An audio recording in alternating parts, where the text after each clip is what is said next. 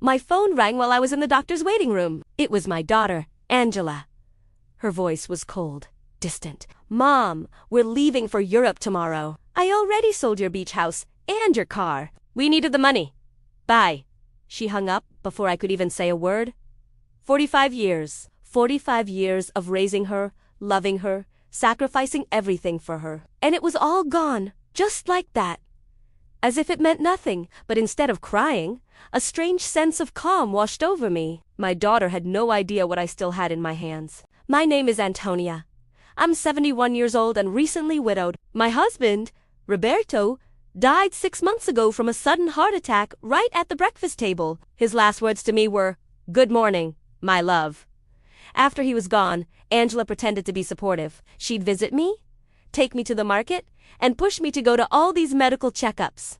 I thought it was love. It was just convenience. The beach house she sold had been our sanctuary for decades. Roberto and I bought it when Angela was only 15, every summer. Every birthday, every Christmas all. Our best memories were made there. And the car she sold, that was Roberto's old Volkswagen. It still smelled like him. It was the last physical piece of him I had left. And she just sold it. But in the middle of all that pain, I remembered something. 3 days before he died, Roberto had given me a manila envelope. "Open this only when you're ready," he'd said, with a knowing look in his eye. I'd completely forgotten about it. After the doctor told me I was perfectly healthy for my age, I rushed home and went straight to my dresser drawer. There it was. As the sun began to set, I sat down and opened it. Inside were deeds, bank papers, certificates, and a long letter from Roberto. He wrote that for decades, he had been secretly investing our money. "We don't just own the beach house," the letter said. "We own 6 more properties, including the building Angela lives in.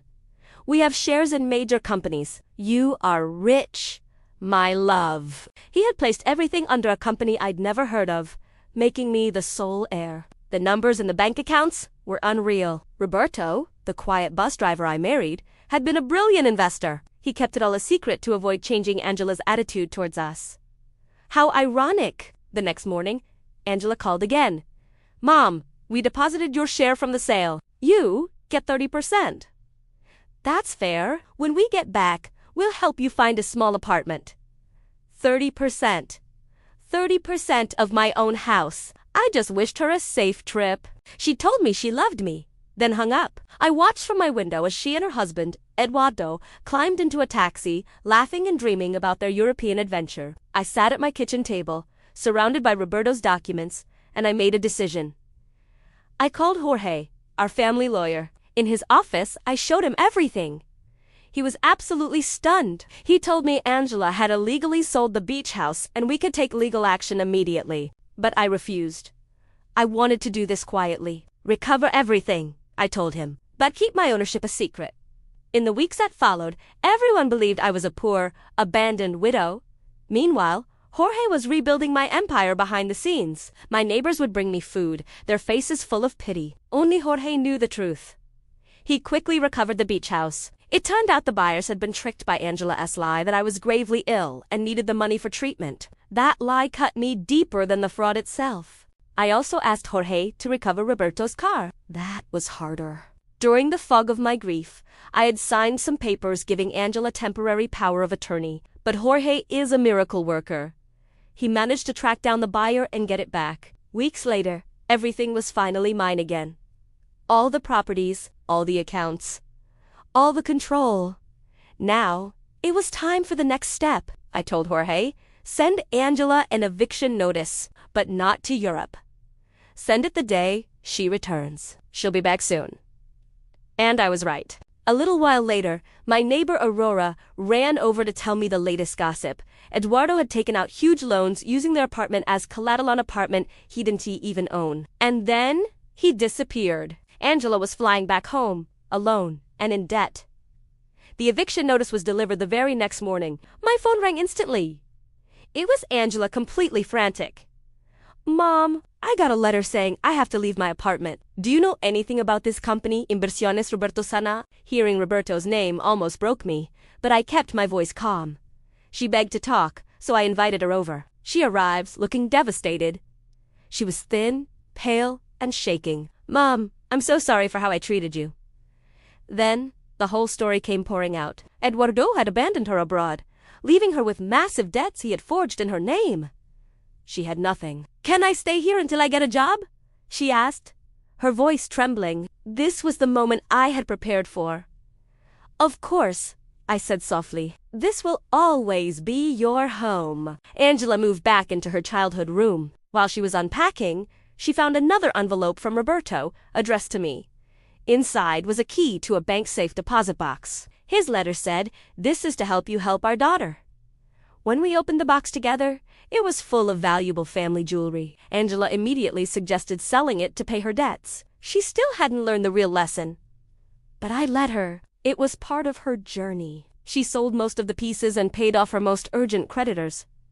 But then, reality hit hard. She had to work. With her reputation in tatters, the only job she could find was cleaning offices at night. Her first day on the job completely broke her.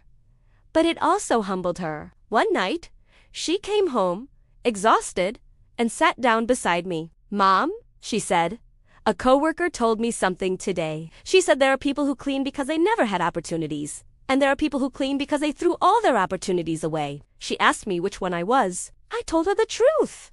She started to cry. "These last few weeks have taught me what really matters, love. Respect, family. You should hate me, but you took me in. I want to change."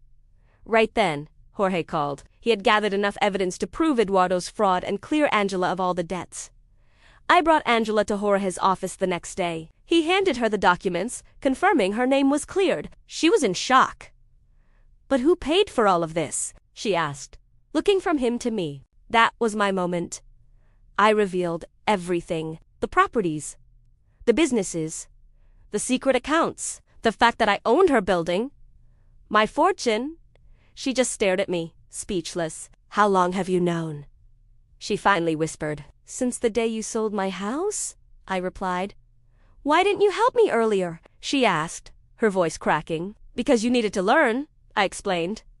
"You abandoned me for money. I couldn't save you with money. You would have just made the same mistakes again. You had to rebuild yourself from the ground up," she cried. "But this time, it wasn't from self, it was from understanding."